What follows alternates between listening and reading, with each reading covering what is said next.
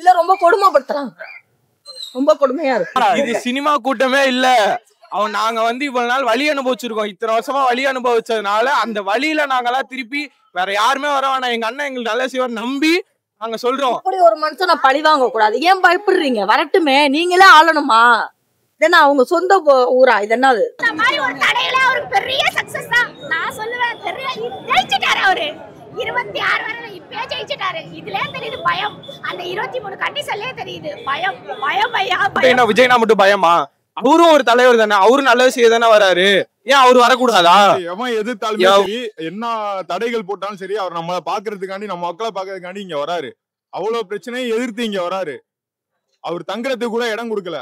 எந்த கட்சிக்கும் இல்லாத நெருக்கடியை தாவேக்காக்கு கொடுக்குறாங்க. ஏன் பயம்? அதை கொடுத்தது யாரு? நம்ம டிவிக்கு. எந்த கட்சிக்கு இல்லாத நெருக்கடியை எதுக்கு தாவேக்காக்கு தராங்க சொல்லுங்க ப்ரோ. நெருக்கடி கொடுக்க எதிர்கட்சி மட்டும்தான். திமுக தான் எதிர்கட்சி. 2 பேருக்கு நடுவுல தான் போட்டியே. ஒன்னு டிவிக்கு, இன்னொன்னு டிவிக்கு. அவங்கதான் இது எல்லாமே பண்றது. ஏடிஎம்கே எடப்பாடி வந்தாரு, அவருக்கு எப்படி பர்மிஷன் கொடுத்தாங்க? அதுதான் இப்ப எதுக்கு டிவிகேக்கு பர்மிஷன் கொடுக்க பயப்படுறாங்க? பயம். அதை கொடுத்தது நம்ம தளபதி ப்ரோ. எல்லாமே பயம். எங்க அவர் வந்துருவாரோ அப்படின்ட்டு பயம். இல்ல ரொம்ப கொடுமைப்படுத்துறாங்க. ரொம்ப கொடுமையா இருக்கு. அவர் உங்க மாதிரி தொண்டர்கள் வீட்டுலதான் தங்க போறாரு. அப்படி தங்கட்டும் ப்ரோ, எங்க வீட்லயே தங்கலாம். அவருக்காண்டி இடம் கொடுப்பேன் ப்ரோ. அதுதான் எவன் இடம் தர, நான் அவருக்கு என் வீட்டுல இடம் கொடுப்பேன் ப்ரோ. என் வீட்டுல இடம் கொடுப்பேன் அவருக்கு. இப்படி ஒரு மனுஷனை பழி வாங்க கூடாது. ஏன் பயப்படுறீங்க? வரட்டுமே, நீங்களே ஆளணுமா? இதென்ன அவங்க சொந்த ஊரா? இது என்னது? ஏன் வந்தா என்ன பயம்? அதுக்காக இவ்வளவு ஒரு கடைசியில சாப்பாடு கூட இல்லைன்றுவாங்க போல இருக்கு. விஜய் வந்தா நம்ம சாப்பாடும் கிடையாது, தண்ணி கூட கொடுக்க மாட்டாங்க. தெரியல, புரியல எனக்கு. நான் 5 மணி நேரம் போய் நிக்கணும் வேலை செய்யற இடத்துல. அதையும் மீறி இங்க நிக்கிறேன் கால் கடுக்க. நம்மளுக்காக வராருங்க. நம்ம ரசிகரா இருக்கும் போது எல்லாம் என்ன சொல்லுவாங்க? என்ன விஜய் நீ பார்க்க போயிருவியா? விஜய் உனக்கு தேடி வந்துருவாரா? நீ என்ன ரசிகரா இருக்கன்னு ஒரு லாஜிக்கலா கேக்குறது. இன்னைக்கு அவர் வராரு. இப்ப அவங்கள்ட்ட நான் நெஞ்சு சொல்லுவேன், நீங்க கேட்டீங்களா இன்னைக்கு வராரு, எங்களை பார்க்க நாங்க நிக்கிறோம். என் பையன் எதிர்ப்பையும் மீறி நான் நிக்கிறேன். லேடிஸ் எல்லாம் இருக்க மாட்டாங்க, நான் பார்த்துட்டு நிக்கிறாங்கப்பான்னு சொல்லிட்டு நிக்கிறேன். ஏன்னா அவரை பார்க்கணும். எனக்கு அவ்வளவுதான். எங்களுக்காக இறங்கி வர்றாரு. அவரும் இவ்வளவு எதிர்ப்பை மீறி வர்றதுனாலே ஆர்வம் இருக்கு. விமானம்லாம் கூட ஏத்துக்கிறாங்க. இலங்கை தமிழருக்கு சப்போர்ட் வராரு. விஜயலட்சுமி விஷயத்துல நாடுறாரு. ஆனா அவருக்கு சப்போர்ட் வராங்க. இப்படி இவருக்கு ஏன் இப்படி வரலங்கிறது தான் புரியல. அவரை மதிக்கவே இல்ல ப்ரோ. தளபதி அவரை மதிக்கவே இல்ல. கெட்டு போனதை தொட்டு கூட பார்க்க மாட்டேன்னு தளபதி சாட்டா சொல்லிட்டு போயிட்டாரு. இருந்தாலும் அவர் ஏன் எங்கள்கிட்ட வராரு சொல்லுங்க ப்ரோ. இருந்தாலும் அவர் ஏன் எங்கள்கிட்ட வராரு? பயம். எங்க இன்னைக்கு கட்சி வந்தவங்களாம் பேசுறான்னு சொல்றாருல, அப்புறம் ஏன் அவருக்கு பர்மிஷன் தர மாட்டேங்கிறீங்க? சினிமாக்காரன் கட்சியில வராங்க சொன்னவங்க யாரு? ஸ்டாலின். குறிஞ்சி மலர்ங்கிற யூடியூப்ல போய் பாருங்க. குறிஞ்சி மலர் நாடகத்துல நடிச்சவரு, டிவி சீரியல்ல நடிச்சவரு. எனக்கு தெரியும். பாதி மக்களுக்கு தெரியுமா தெரியாத? நாடகத்துல நடிச்சவரெல்லாம் வர்றாரு. ஏன் எங்க தளபதி வரக்கூடாது? ஏன் நீ எதுக்குற?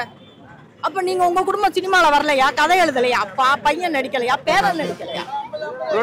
எதுக்கு நடிக்கிறேன்னு நீ சொல்ற? அவரை மட்டும் எதுக்கு நான் சொல்றேன்?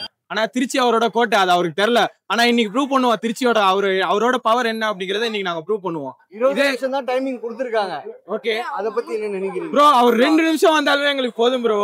மாநாடு நடக்க விடல, ஆனா அதுக்காக இங்க நாங்க மத்த என்ன பண்ண முடியுமோ, அவருக்கு என்ன சப்போர்ட் கொடுக்க முடியுமோ நாங்க கொடுப்போம். ஏன் அப்படின்னா இது 3 இடத்துல பிளாக் பண்ணிருப்பாங்க. இதே டிஎம்கே இருக்கட்டும், காங்கிரஸா இருக்கட்டும், இல்ல வேற ஏடிஎம்கே இருக்கட்டும், பாமக, எந்த முஸ்லீம் கட்சியா இருக்கு, எந்த கட்சியா இருந்தாலும் 3 இடத்துலயும் பிளாக் போட்டு யாருமே ஒரு வண்டி கூட வர முடியாத அளவு பிளாக் பண்ணிருப்பாங்க. போலீஸுமே ஹை இதுல வச்சிருப்பாங்க. ஆனா இப்ப எதுவுமே இல்ல ப்ரோ. ஏன் எங்க கட்சிக்கு மட்டும் இப்படி? எங்களுக்குனா மட்டும் என்ன விஜய்னா மட்டும் பயமா? அவரும் ஒரு தலைவர் தானே, அவரும் நல்லது செய்ய தானே வராரு. ஏன் அவரு வரக்கூடாதா? ஃபுல் யங்ஸ்டர் சப்போர்ட் நாங்க எங்க தளபதி கொடுப்போம். அவரு கண்டிப்பா வருவாரு, கண்டிப்பா நல்லது செய்வாரு.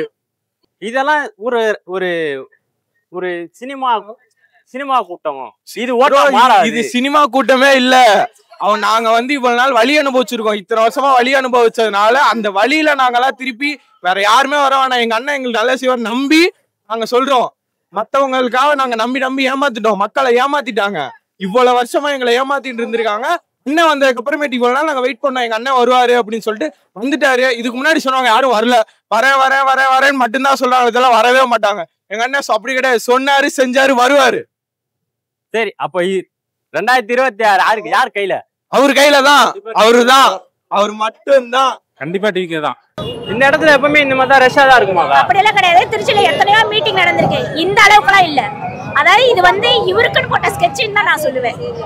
அதாவது சொல்லியிருக்காங்க, ஒவ்வொரு பாயிண்ட்ல ஏதாவது சின்ன ஒரு க்ளூ கிடைச்சாலும் உடனே அது கேன்சல் பண்றது, அந்த ஒரு திட்டமா தான் நான் பாக்குறேன்.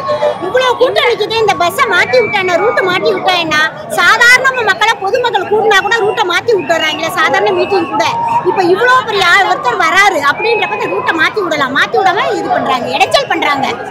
இது வேணுக்கு பஸ் இப்ப அந்த சைடு போது நாங்க இவ்வளவு ஓரம் நிக்கிறோம், அப்பயுமே ஒட்டி வருது. அப்ப அமைதியா இருக்க ஒரு டீமையோ கொஞ்சம் தட்டி விட்டு பாப்போமே அப்படிங்கிற மாதிரி இருக்குது.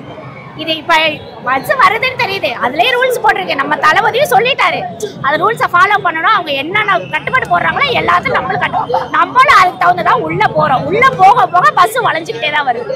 இப்ப இதுல இருந்தே தெரியுது ஏதோ ஒரு சம்பவத்துக்காக தான் எல்லாமே நடக்குது. ட்ரிகர் பண்ணி பாக்குறாங்களா? கண்டிப்பா அதுதான் நடக்க போகுது, அதுக்காக தான் இப்படி பாக்குறாங்க. இருந்தாலும் நாங்க அதுக்கெல்லாம் சலிப்படல. நீங்க என்னதான் ஏத்திட்டு போறீங்களா, ஏத்திட்டு போங்க, சைலண்டா இருப்போம். அதனால எங்களால எதுக்கும் அவருக்கு எந்த பாதிப்பு வரக்கூடாது, எல்லாத்துக்கும் தயாரா தான் நாங்களும் இருக்கோம். அதாங்க பாக்குறேன், இங்க பஸ் இடையர் பண்ணிட்டே தான் இருக்கு. ஆனா எப்படி எல்லா பக்கத்துமே பஸ் வருது, ஒரே ரூட்ல விடுவாங்க, இப்ப நாலா பக்கத்துமே வந்துகிட்டு இருக்கு பஸ். அததான் கேக்குறேன், இப்ப நீங்க தான் திருச்சி மக்கள், நீங்க தான் சொல்லணும். எதுவும் தெரியாது, இந்த சைடு பஸ் வருது, இந்த சைடு டூ வீலர் வருது. என்னப்பா ஒரு வீலர் போட்டிருக்காங்க, எங்களை சுத்தி இப்படியே வண்டியா வந்தா எங்க தான் நிக்கிறது? இதுல வந்து அவர் அத பேசல, இத பேசல, அவங்க வர அததான் எங்களை சுத்தி இப்ப இங்க நின்னுட்டு இருக்கோம். இங்கிட்டு பஸ், பின்னாடி போலாம், இங்கிட்டு டூ வீலர் கொஞ்சம் நவருங்க, இங்கிட்டு ஒரு ஆட்டோ. என்ன இது எங்க இருக்கா, என்ன இப்படி பண்றாங்க? அதான் மாட்ரோ, வெரி ராங்ரோ, அப்படிதான் இருக்குது.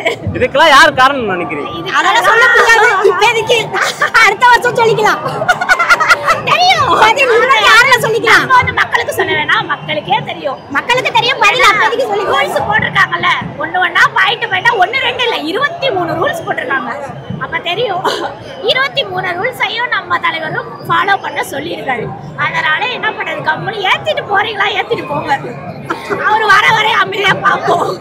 இது வரைக்கும் எந்த கட்சிக்காச்சும் இந்த பிரச்சாரத்தப்போ இந்த மாதிரி எல்லாம் எதனா நடந்திருக்கா? இல்ல நாங்களுமே திருச்சியில இருக்கோம், இது மாதிரிலாம் ஒரு மீட்டிங் பார்த்தது கிடையாது. பார்க்க போனா பைபாஸ் ரோட பாதி ரோட சேராதான் கடந்துச்சு. அப்ப எங்க போச்சு பஸ்ன்னு தெரியல, அப்ப எங்க போச்சு டூ வீலர்னு தெரியல.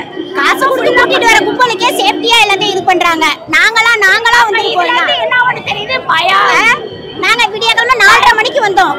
சரி ஒருவேளை இங்க சைடு டிராபிக் ஆனா என்ன பண்றது, வர முடியாதுன்னு சொல்லிட்டு இந்த மாதிரி ஒரு தடையில அவருக்கு பெரிய சக்சஸ் தான் நான் சொல்லுவேன். பெரிய ஜெயிச்சிட்டாரு அவரு, 26 வரை இப்பயே ஜெயிச்சிட்டாரு. இதுலயே தெரியுது பயம், அந்த 23 கண்டிஷன்லயே தெரியுது பயம். தேங்க்ஸ்க்கா.